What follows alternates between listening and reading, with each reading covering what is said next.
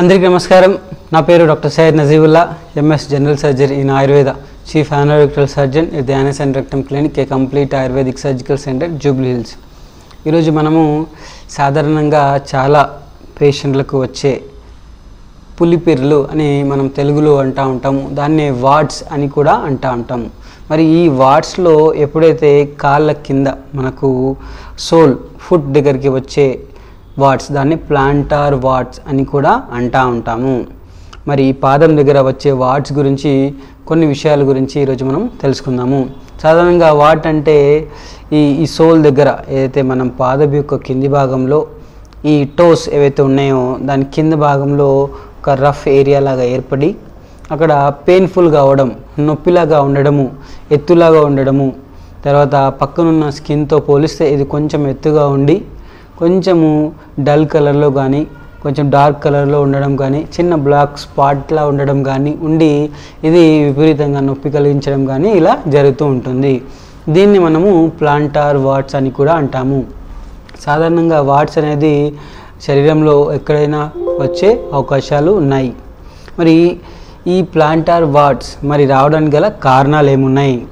సాధారణంగా వార్డ్స్ అనేవి ఒక వైరల్ ఇన్ఫెక్షన్, హెచ్పివి అంటే హ్యూమన్ ప్యాపిలోమా వైరస్ అనే వైరస్ వల్ల మనకు వస్తూ ఉంటుంది. పాదాలలో ఎలా వస్తుంది? ఎప్పుడైతే చిన్నగా ట్రామా, మైనర్ ట్రామా అంటే చిన్నగా దెబ్బ తగలడం కానీ, అక్కడ కట్ అయిపోవడం కానీ, ఎక్కువగా ఎవరైతే స్లిప్పర్స్ కానీ షూస్ కానీ వాడకుండా బేర్ ఫుట్తో నడిచే వాళ్ళలో అక్కడ ఏదైనా గుచ్చుకోవడం కానీ ఇలా జరగడం ఏం జరుగుతుందంటే ఈ వైరల్ ఇన్ఫెక్ట్ జరిగి మనకు అక్కడ వార్డ్స్ అనేది వచ్చే అవకాశాలు ఉన్నాయి. మరి ఈ వార్డ్స్ వచ్చినప్పుడు ఎలాంటి లక్షణాలు కనిపిస్తూ ఉంటాయి? దీంట్లో ముఖ్యంగా నొప్పి ఉండడం కానీ, విపరీతంగా నొప్పి ఉండడం కానీ, తర్వాత అక్కడ ఎక్కువగా ఎత్తుగా అయిపోవడం కానీ, దాంట్లో ముఖ్యమైన కాంప్లికేషన్ ఏంటంటే ఇది మల్టిపుల్గా పెరిగిపోవడం, అంటే ఒక ప్లేస్లో వచ్చి దానివల్ల అది ఇన్ఫెక్ట్ అయ్యి వేరే ప్లేస్లో కూడా వచ్చే అవకాశాలు ఉన్నాయి. దీంతో పాటు ఎప్పుడైతే వార్డ్స్ ఉన్న పర్సన్ డైరెక్ట్ వేరే వాళ్ళు కాంటాక్ట్ కావడం కానీ, వాళ్ళ యొక్క షూస్ కానీ, స్లిప్పర్స్ కానీ, స్పెషల్గా సాక్స్ కానీ అలాంటివి వాడడం వల్ల వేరే వాళ్ళకు కూడా వచ్చే అవకాశాలు ఉన్నాయి. మరి ఎక్కువగా ఎక్కడ ఎలాంటి ప్లేసెస్లో ఇది ఎక్కువగా వచ్చే అవకాశాలు ఉన్నాయి అంటే ఏదైతే లాకర్ రూమ్స్ కానీ, ఎక్కువగా స్విమ్మింగ్ పూల్స్లో కానీ, ఎక్కడైతే ఏరియాస్ అనేది చాలా వెట్గా ఉండడం కానీ అలాంటి ప్లేసెస్లో మనకు వార్డ్స్ అనేది ప్లాంటార్ వార్డ్స్ కానీ వేరే వాళ్ళకు ఎక్కువగా స్ప్రెడ్ అవ్వడం కానీ రావడం కానీ జరిగే అవకాశాలు ఉన్నాయి. తర్వాత స్పెషల్గా అథ్లెట్స్ ఎవరైతే ఎక్కువగా క్రీడాకారులు ఉంటారో వాళ్ళలో మైనర్ ఇంజురీస్ కాళ్ళ దగ్గర రిపీటెడ్గా వచ్చే అవకాశాలు ఉన్నాయి. వాళ్ళలో కూడా మనకు వార్డ్స్ అనేది వచ్చే అవకాశాలు ఉన్నాయి.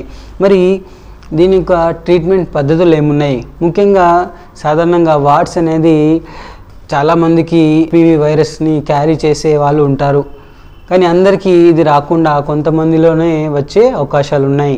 ఎవరికైతే ఇమ్యూనిటీ అనేది తక్కువగా ఉంటుందో వాళ్ళలో ఇది హెచ్పివి వైరస్ ఇన్ఫెక్ట్ చేసి వాళ్ళలో ఎక్కువగా కలిగించే అవకాశాలు ఉన్నాయి. మరి దీంట్లో ఉన్న ట్రీట్మెంట్ పద్ధతులు ముఖ్యంగా ఇది సాధారణంగా 1 to 2 వీక్స్లో స్వతహాగా తగ్గిపోవడం కానీ, తర్వాత స్పెషల్గా పిల్లలలో 1 to 2 years అలాంటి పిల్లల్లో కూడా మనకు ఇది ఎక్కువగా వచ్చే అవకాశాలు ఉన్నాయి. ఇది సెల్ఫ్ లిమిటింగ్ అంటే స్వతహాగా తగ్గిపోయే అవకాశాలు ఉన్నాయి. అప్పుడు ఎలాంటి మనము మెడిసిన్ కానీ సర్జికల్ ప్రొసీజర్ కానీ వాడాల్సింది కానీ చేయాల్సిన అవసరం లేదు. కానీ ఎప్పుడైతే ఇది ప్రొలాంగ్ అవుతుందో 1 నుంచి 2 వారాల కన్నా ఎక్కువగా ప్రొలాంగ్ అవుతుందో అప్పుడు కొన్ని సందర్భాల్లో మీకు డాక్టర్ కొన్ని మెడిసిన్స్ అప్లై చేయడం కానీ, సాలిసిక్ యాసిడ్ లాంటిది మెడిసిన్ని అప్లై చేయడం కానీ, తర్వాత దాన్ని ఎక్సైజ్ చేయడం అంటే దాన్ని కాట్రీతో రిమూవ్ చేయడం కానీ, లేజర్తో కట్ చేయడం కానీ, తర్వాత కంప్లీట్గా ఎక్సైజ్ చేయడము, కొన్ని మెడిసిన్స్ని అప్లై చేయడం, ఇలాంటి రకరకాల ట్రీట్మెంట్ పద్ధతులు ఉన్నాయి. దీనివల్ల మీరు దీన్ని తగ్గించవచ్చు. మరి దీన్ని ఎలా అవాయిడ్ చేయాలి? సింపుల్గా పర్సనల్ హైజీన్ అనేది వెరీ ఇంపార్టెంట్.